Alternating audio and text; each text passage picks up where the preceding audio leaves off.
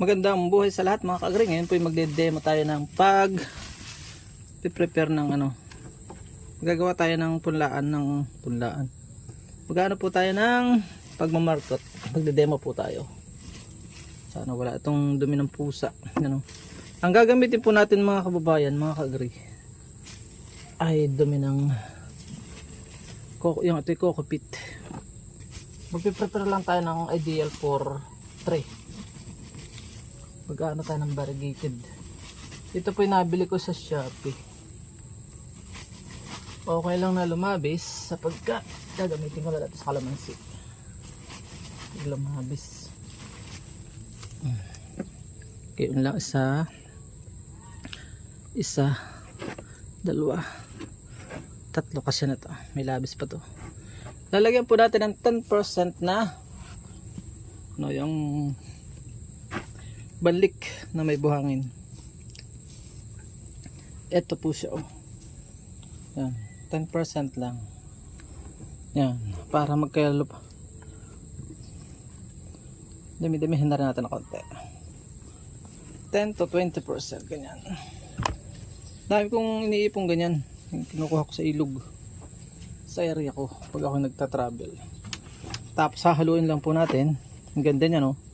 Didikit yan. Babasahin po natin ng basang-basa. Yan. Para meron agad siyang nutrient. Ito po kasing coco peat kung nagko-compact pag nagtatagal. Napakaganda po niyang absorber ng moisture. Halo-halo lang. Didemo ko na sa inyo para wala na salitaan doon at meron tayong pamangking nagsa-soundtrack ng Pasko. Pa po tayo makapiright, advance Merry Christmas and Happy New Year po sa lahat.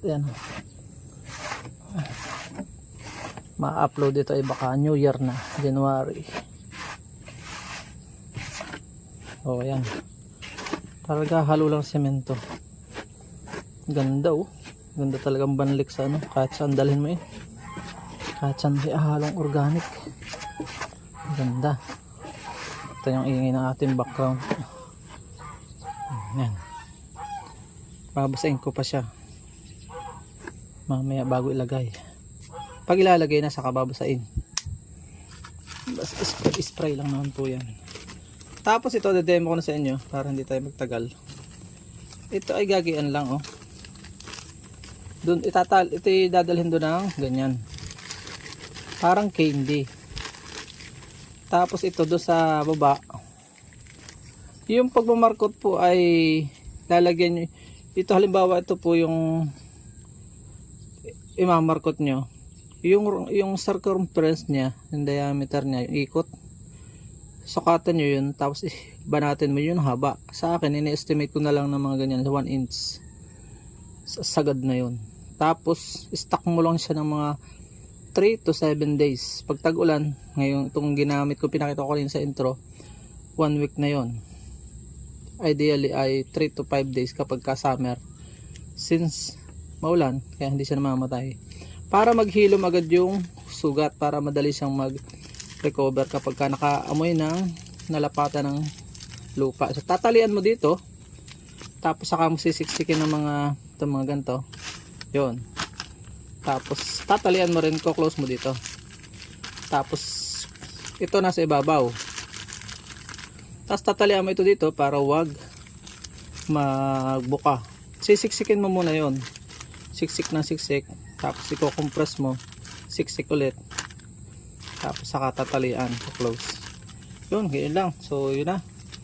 Let's go na. Tara na po sa site.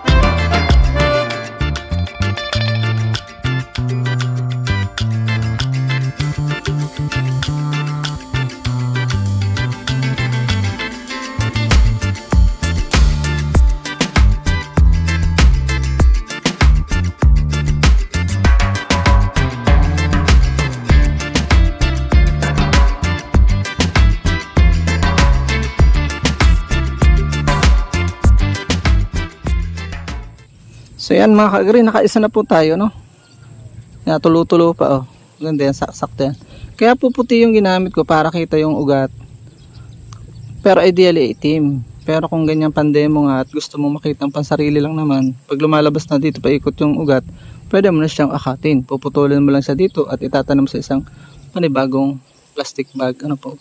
By the way, bago tayo maghiwalay, baka gusto niyo pong bumili ng aking e-book, binibenta ko lang po ng 40 pesos. Aking experience po yun sa YouTube. Hindi mo na kailangan maghirap pa. Ito po yung aking mag-email lang po kayo sa akin. Mag-email, mag-messenger at payable po siya via GCash. Yun lang po, maraming salamat. Abangan po natin sa susunod na update.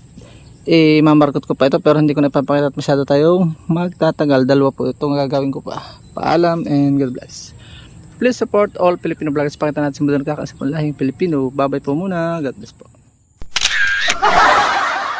At dyan po nagtatapos ang munti natin vlog. Kung kayo pinapagpala at mahilig kayo sa ganitong klase mga upload, please consider subscribing and hitting the bell icon so that you'll get notification sa mga upcoming namin videos. Ano po? Magkita-kits po tayo sa susunod natin mga vlog. Paalam and God bless. Bye bye po muna.